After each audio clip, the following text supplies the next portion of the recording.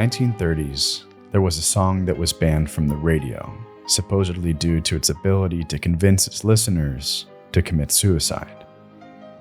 The song was written in Hungary, in between the world wars, and during one of history's darkest economic periods. It would eventually earn the nickname the Suicide Song, and though its origins were humble, emerging from the cafes of Budapest, sensational stories and alleged broadcasting prohibitions soon carried its legend internationally, transforming a sorrowful melody into what many believed was a dangerous catalyst for self-destruction. The Suicide Song, officially titled Gloomy Sunday, represents a fascinating intersection of musical composition, psychological influence, and cultural mythology.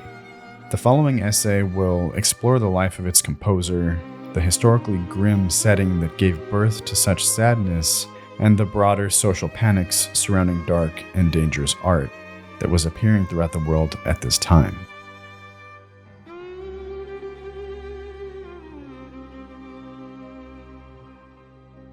The pianist and composer of Gloomy Sunday, Budapest, was born in Budapest in 1899 during the sunset years of the Austro-Hungarian Empire. Unlike many composers of famous works, Zedes had minimal formal musical training. Instead, he developed his musical sensibilities performing in Budapest's cafes and nightclubs, where melancholic tunes were not merely entertainment, but reflections of the national sentiment within a collapsing empire. The exact inspiration behind Gloomy Sunday, composed in 1933, remains somewhat obscured by time. Some accounts suggest the composition emerged from profound personal despair following infidelity and the loss of a lover, while others point to the general atmosphere of war and Depression-era Hungary as the primary influence. The song's infamous lyrics, written by Szedes's colleague Laszlo Javor, center on themes of disappointment, loss of a loved one, and ultimately committing suicide. In what would later seem a grim fulfillment of his creation's reputation, Szedes himself committed suicide by jumping out of a window in 1968, decades after composing the piece that would ultimately define his legacy. In retrospect, the composer's tragic end would only intensify the composition's dark mystique. Before achieving international notoriety, Gloomy Sunday first gained recognition within the local Hungarian music scene. The song debuted in Budapest's cafes around 1933, where it received attention for its uniquely mournful tone. While the composition immediately struck listeners with its sadness, it did not yet carry any cursed label. But local success soon attracted the attention of recording companies, marking the beginning of its transformation from cafe staple to international phenomenon.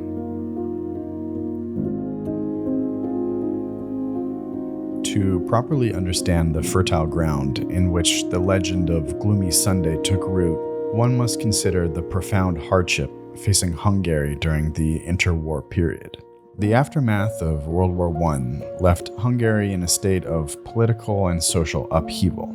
The collapse of the Austro-Hungarian Empire was followed by a brief communist revolution under Bela Kun in 1919, which was then suppressed and replaced by the conservative regency of Miklos Horthy. The most traumatic event for the Hungarian national consciousness came with the Treaty of Trianon in 1920, which reduced Hungary to approximately one-third of its pre-war territory. This treaty separated millions of ethnic Hungarians from their homeland and accelerated Hungary's economic decline into a freefall.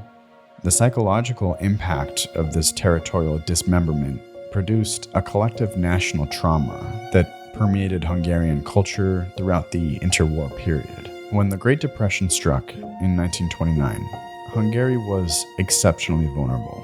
Its predominantly agricultural economy was devastated by the global collapse in agricultural prices. Urban areas suffered equally severe economic distress, with unemployment in Budapest and other industrial centers rising dramatically. By 1933, when Szeres was composing Gloomy Sunday, Hungary's industrial production had fallen to approximately 70% of its pre-depression levels, and its agricultural income had decreased by nearly half. This economic devastation had profound social consequences. Poverty became widespread, with soup kitchens and bread lines becoming common sights in urban areas. The psychological toll of these combined national traumas, territorial loss, political instability, and the economic devastation created a pervasive sense of pessimism and fatalism. Suicide rates in Budapest and other major Hungarian cities rose significantly during this period, reflecting the depth of the national despair. The beautiful Danube River, flowing through the heart of Budapest, became tragically associated with these desperate acts, with drowning emerging as one of the most common suicide methods. The bridges spanning the Danube became notorious locations where individuals would leave behind personal items before leaping into the dark waters below. In some particularly poignant cases, young Hungarians reportedly left only a copy of the lyrics to Gloomy Sunday and a single rose on the bridge before jumping, though it's hard to know if this is dramatization. Nevertheless, the situation grew so dire that authorities stationed their patrol boats near the city's bridges specifically to rescue individuals attempting to end their lives. The suicide epidemic became so pronounced that Budapest gained the grim international nickname the City of Suicides, prompting unusual countermeasures, including the somewhat dystopian establishment of a smile club in the late 1930s where citizens were taught how to perform various types of smiles. Hungarian musical culture during this era provided a unique backdrop for Szeres's compositions.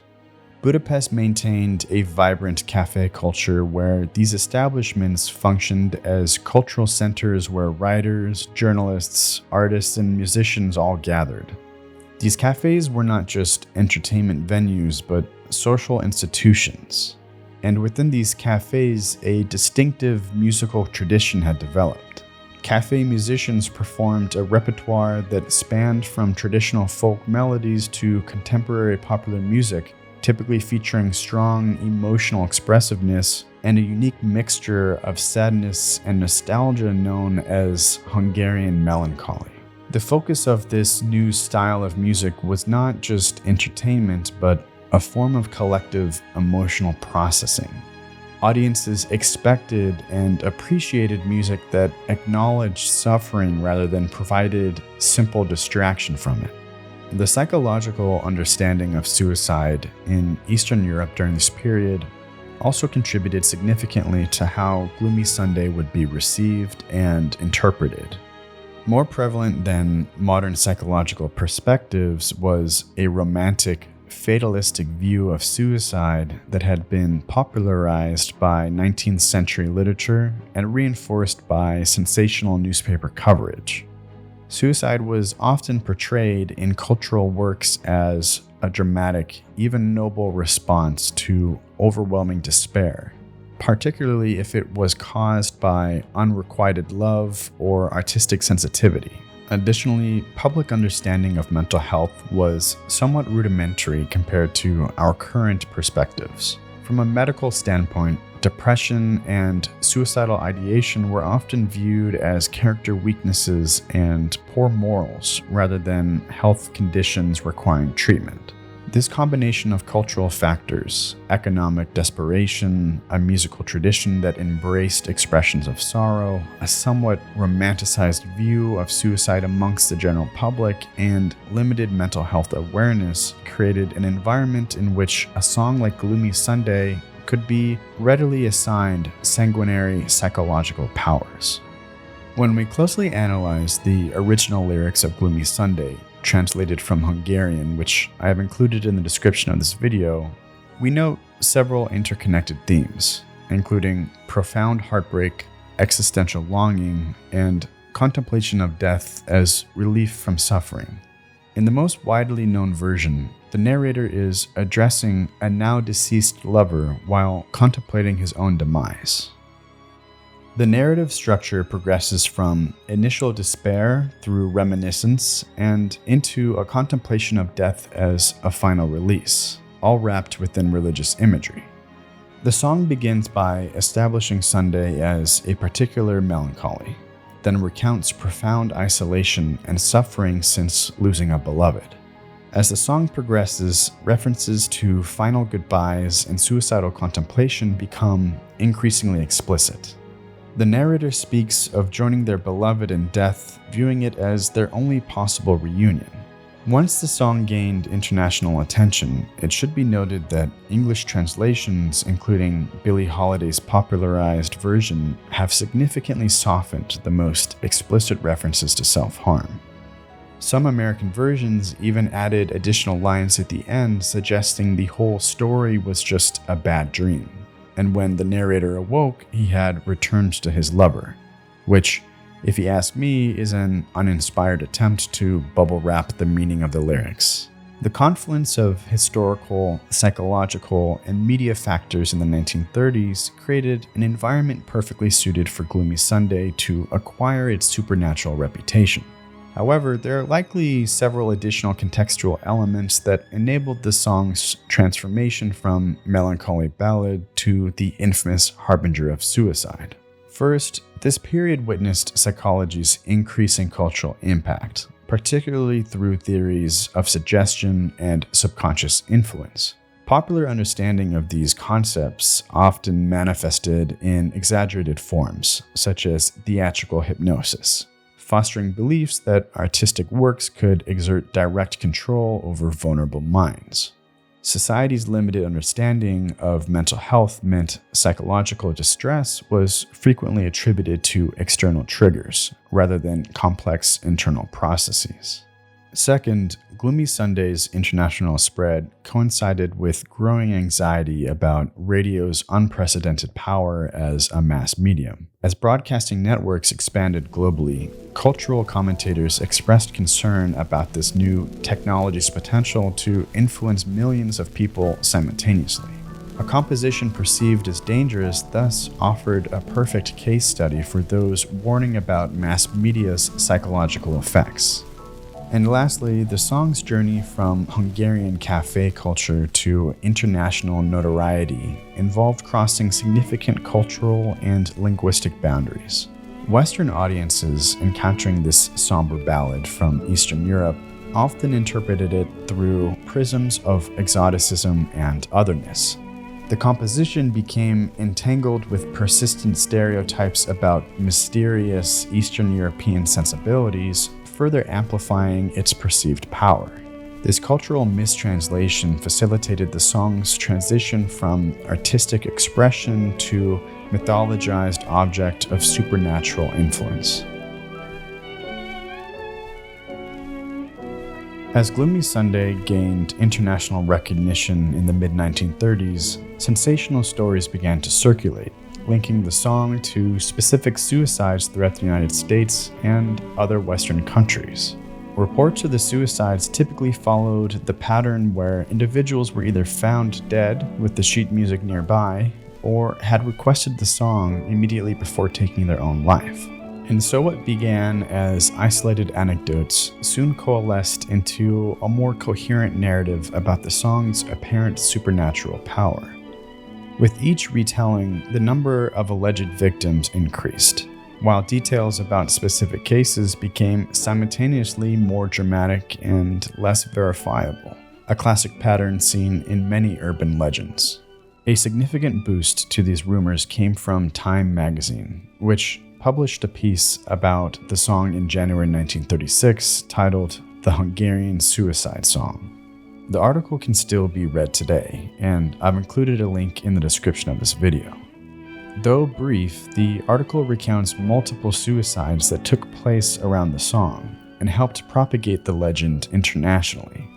And in so doing, each subsequent reported incident strengthens the song's reputation, while the reputation made it increasingly likely that new suicides would be connected to the song regardless of evidence.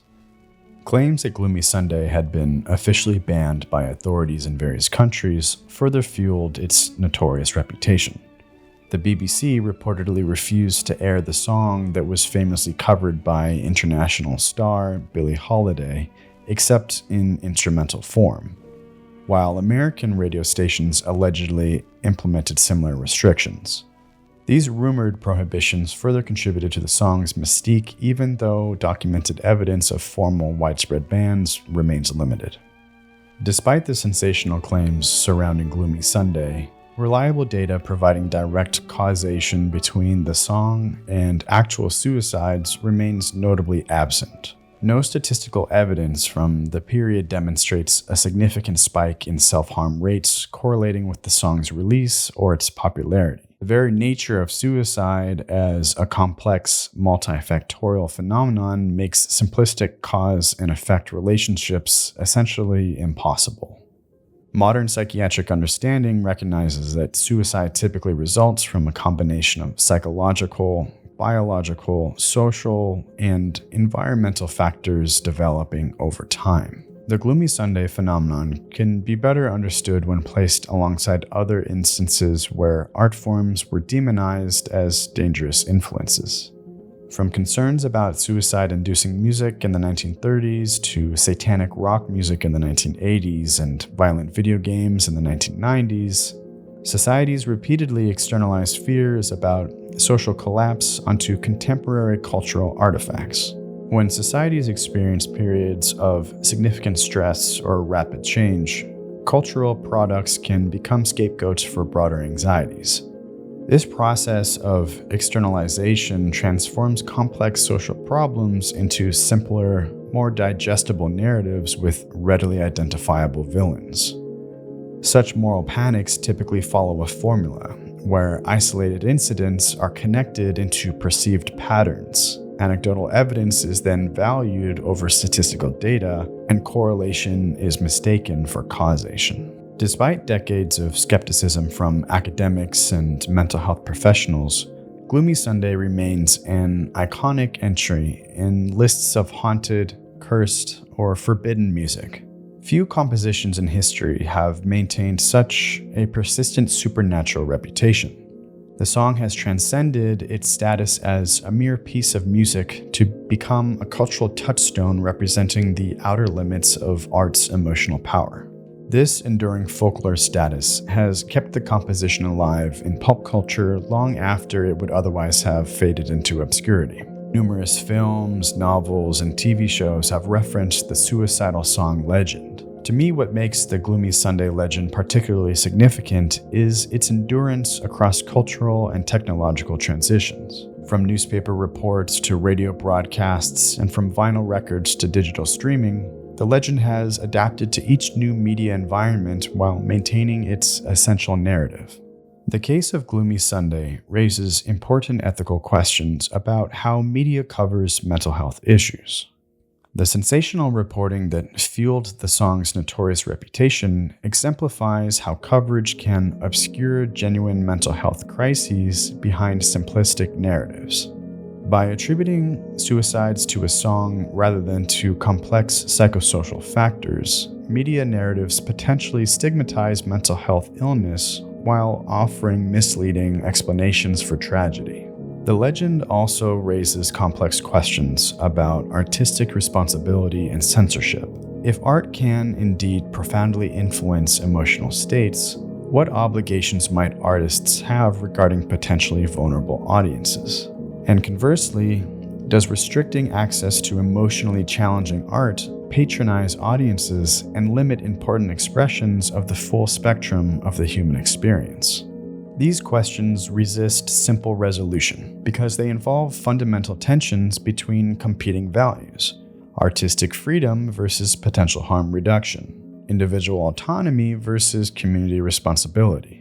The Gloomy Sunday phenomenon illustrates how these tensions have played out historically, providing valuable context for contemporary debates about media influence and content regulation. In summary, the legend of Gloomy Sunday emerged from a perfect storm of historical, psychological, and cultural factors. But despite this, there remains a persistent allure to the idea that a song can hold such forbidden power. This notion appeals to something primal in human psychology, a belief that art can transcend ordinary boundaries of influence and affect not just emotions, but actions. The idea of the suicide song survives because it simultaneously frightens us with art's potential power and reassures us that profound despair must have external identifiable causes. But perhaps the most important lesson from this historical case is the danger of mistaking correlation for causation, particularly when sensational media coverage encourages such confusion. While sad art can indeed profoundly connect with human despair, and this connection should not be dismissed, deeper systemic factors and personal psychosocial conditions typically shape real-life outcomes more powerfully than any single piece of art. The true legacy of Gloomy Sunday may not be its supposed power over life and death, but rather what its legend reveals about our complex relationship with art that expresses the darkest aspects of the human experience.